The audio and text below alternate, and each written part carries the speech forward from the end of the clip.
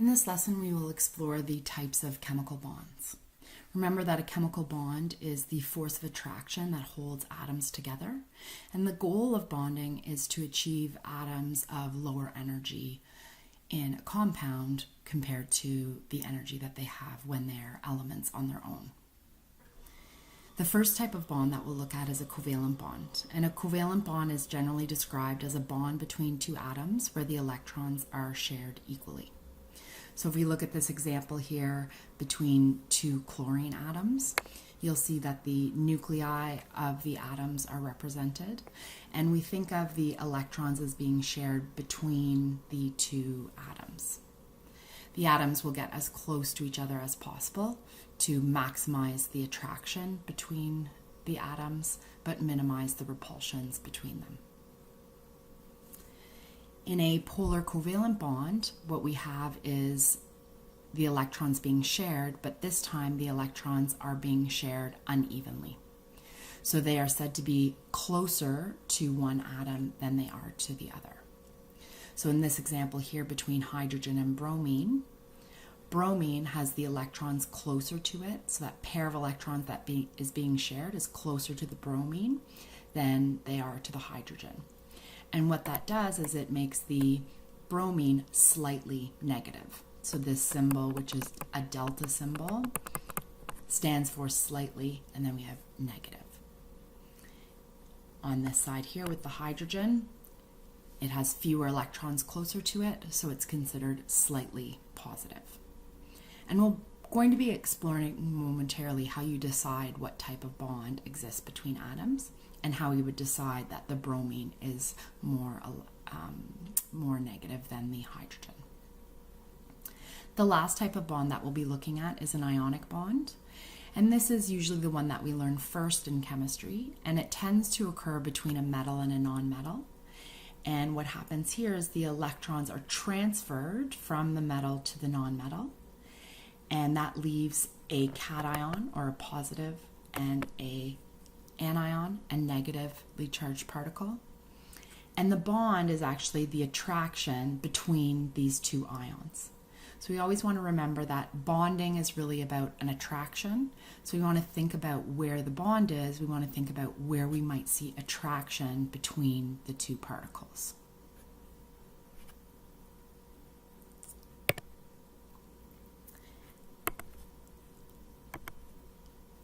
Next, we're going to look at how we decide what type of bond is occurring between two atoms.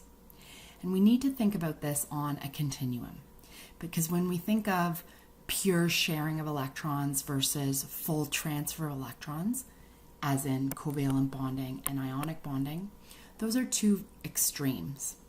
And the polar covalent bonding, which is electrons being shared unequally, feels a little bit like it's in the middle.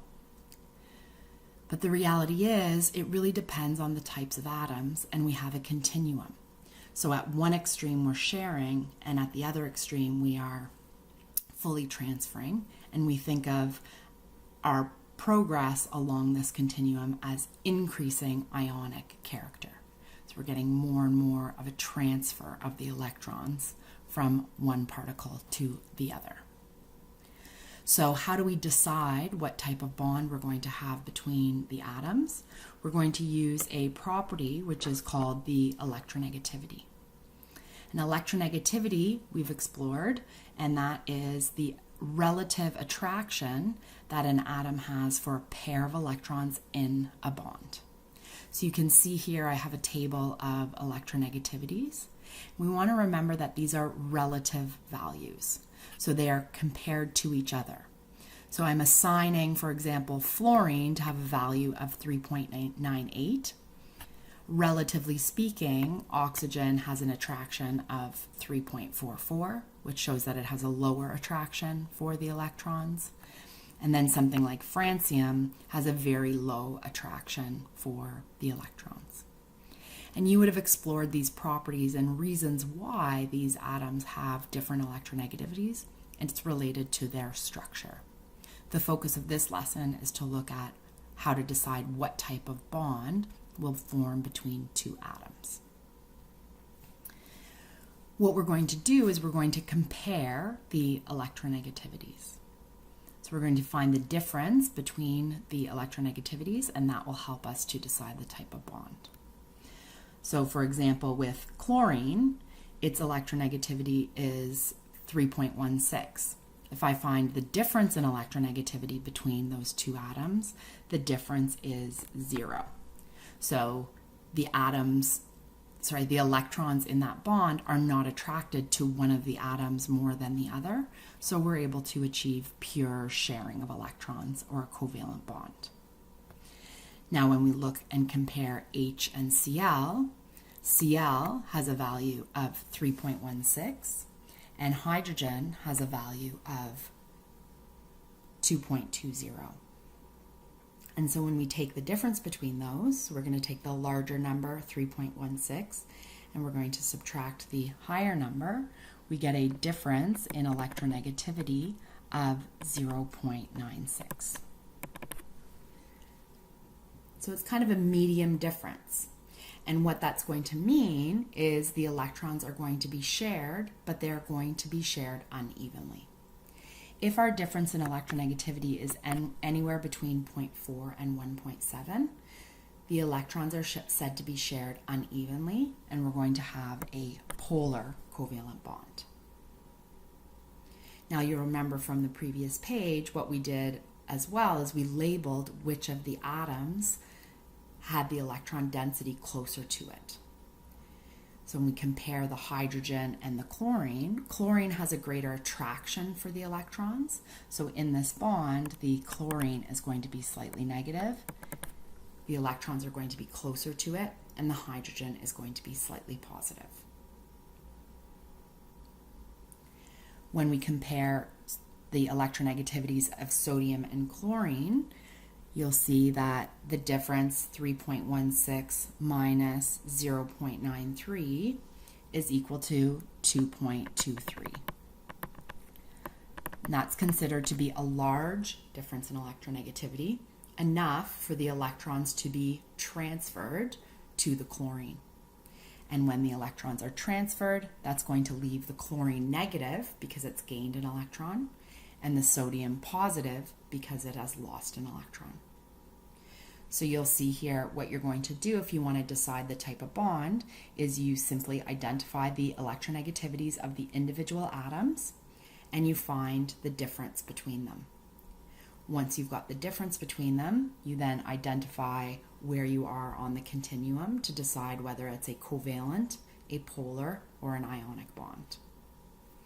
So let's look at this example here. We've got C and O, 3.44 and 2.55, and these values came from the chart on the side. Just wrote them down in advance to make it a little bit easier. So the difference here is 0.89. So the bond is going to be polar because I'm between the 0.4 and 1.7.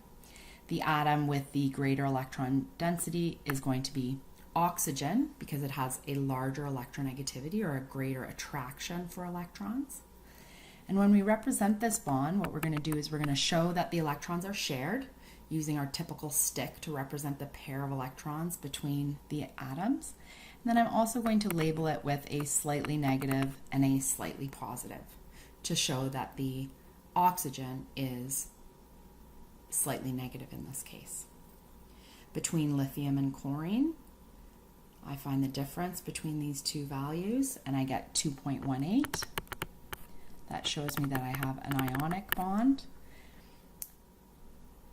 And the one with the more electron density is going to be chlorine. In this case, it's going to be fully negative because it's going to gain the electron.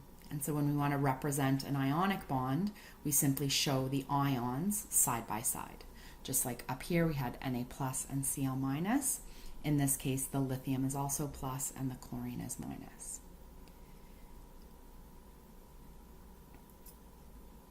Okay, this next one here, we've got 0.51. So we have a polar bond. And you'll see there's a different kind of range of polarity. So this bond is still polar, but it's not as polar as the carbon-oxygen bond. And in this case, the carbon is the more electronegative one, so it is the one that is going to be slightly negative, and the boron is slightly positive. Another way to represent the polar bond is to show what we call a dipole. And a dipole is a small arrow that we put above the bond, and it shows the direction that the electrons are tending to go. So the electrons are tending to go towards the carbon here. And you can see also, I remember, because the tail of a dipole is like a little plus sign. So this is dipole, D-I-P-O-L-E. The last one here, hydrogen and phosphorus, you'll see there's a very small difference in electronegativity, and so they're going to be considered to have a covalent bond. And so really the atom possessing greater electron density, we can say kind of technically it is phosphorus because hydrogen, because hydrogen does have a higher electronegativity, okay, but it's very, very slight. And so in the representation, when we think about the bond between hydrogen and phosphorus, the bond is showed as just a covalent bond where we have the pair of electrons between the atoms, and it's said to be evenly shared. To put the bonds in order of increasing polarity, we're going to go from the lowest difference in electronegativity to the highest difference. You want to remember that polar is really about difference. If you think about North Pole, South Pole, the North Pole and the South Pole of the magnet, we're thinking about the positive end and the negative end. So if we're increasing polarity, we're increasing the difference in the charge on both sides. So in this case, we have the HP bond is going to be first, then we have the BC bond, then we have the CO bond, and finally we have the LiCl bond. And that concludes this lesson in types of bonding and how to decide what type of bond you'll observe between two atoms.